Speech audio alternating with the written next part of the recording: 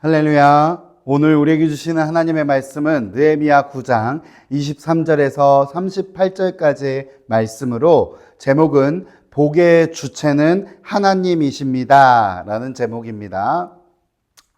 오늘 여러분들과 함께 제목을 나눈 것처럼 본문을 통해 나누고자 하는 메시지는 하나님께서는 하나님의 백성들에게 복 주시는 하나님이시라는 것입니다. 할렐루야.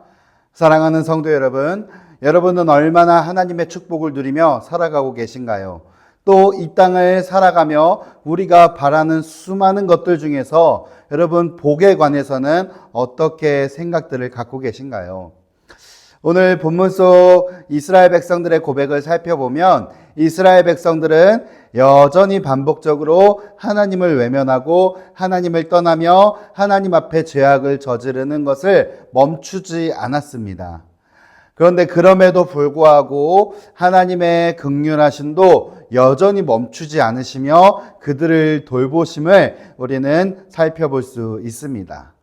하지만 그럼에도 또 계속해서 하나님을 거역한 이스라엘 백성들은 결국 이제는 큰 환난을 맞이하게 되었음을 고백하고 있는 것입니다.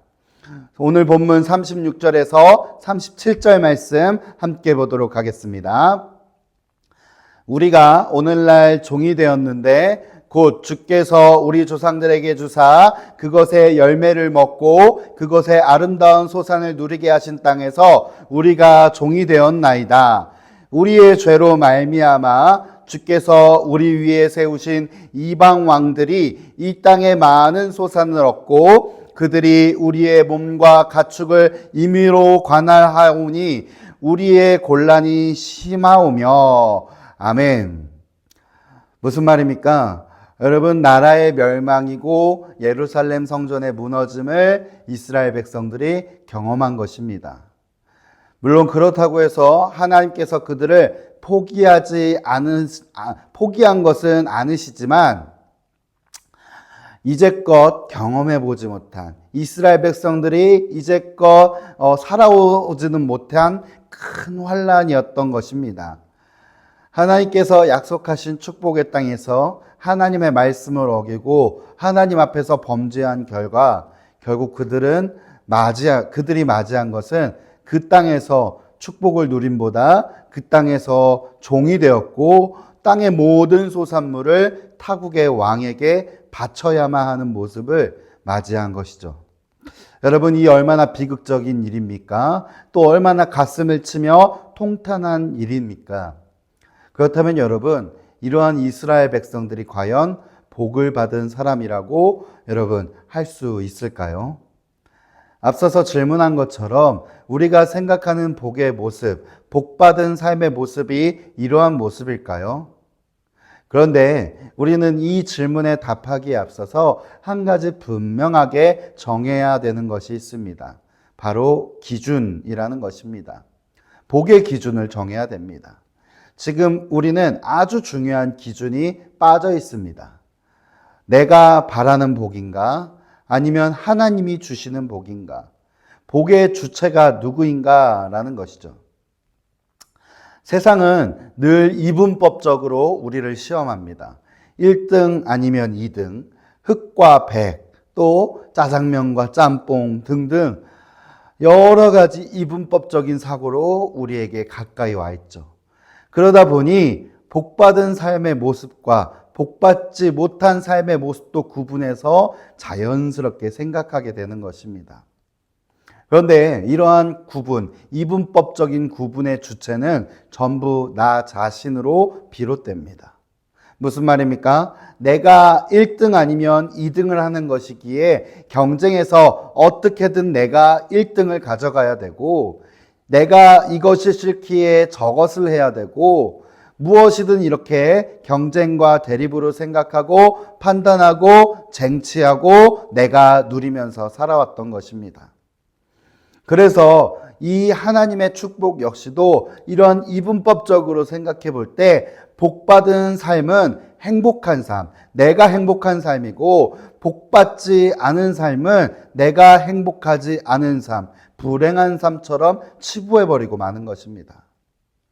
그러나 여러분, 이렇게 내가 주체가 되는 것이 아니라 하나님이 주시는 축복, 복의 주체를 하나님으로 옮기면 여러분 얘기는 너무나도 달라집니다.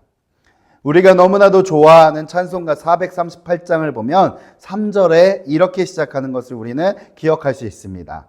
높은 산이 거친 들이 초막이나 궁궐이나 내 주 예수 모신 곳이 그 어디나 하늘나라. 아멘.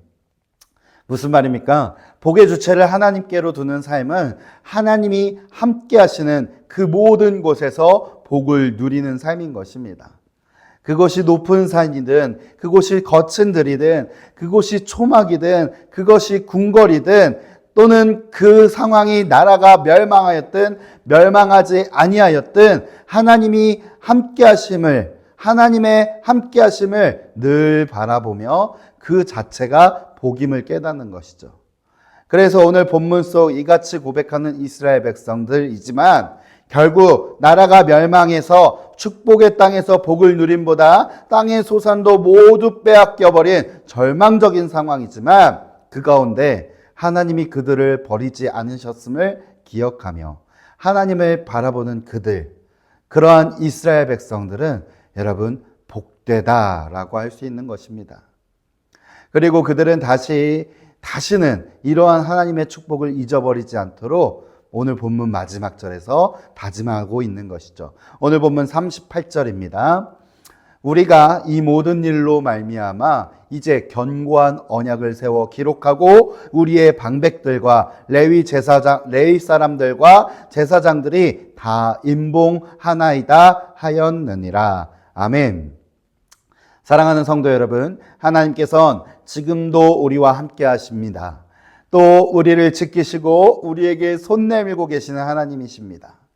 아담과 하와가 선악과를 먹고 숨었을 때 그들을 먼저 찾으신 분도 하나님이셨습니다. 이처럼 하나님은 늘 우리 곁에 계신 하나님이셨습니다. 이러한 하나님을 생각할 때 여러분, 세상 가운데 누리는 복을 너무나도 크게 생각할 필요가 전혀 없겠죠. 주님과 함께 할 수 있음이 복됨을 기억하면서 오늘도 이 주신 복을 누리는 삶을 살아내시는 여러분들 되시길 주님의 이름으로 축복합니다. 기도하시겠습니다. 참 고마우신 하나님 아버지, 죄인이었던 우리를 구원하사 하나님의 백성 삼아주시고 오늘도 주님과 귀한 한 걸음 한 걸음 동행하며 삶을 살아가게 하시니 감사드립니다. 오늘 우리에게 주신 이 하루가 우리가 앞으로 살아가는 그 모든 한날 한날이 늘 그렇게 주님과 동행하며 함께 하시는 하나님을 잊지 않으며 받은 이 귀한 축복을 누리며 살아가는 하나님의 백성 될 수 있도록 역사하여 주시옵소서. 예수 그리스도의 이름으로 기도드립니다. 아멘.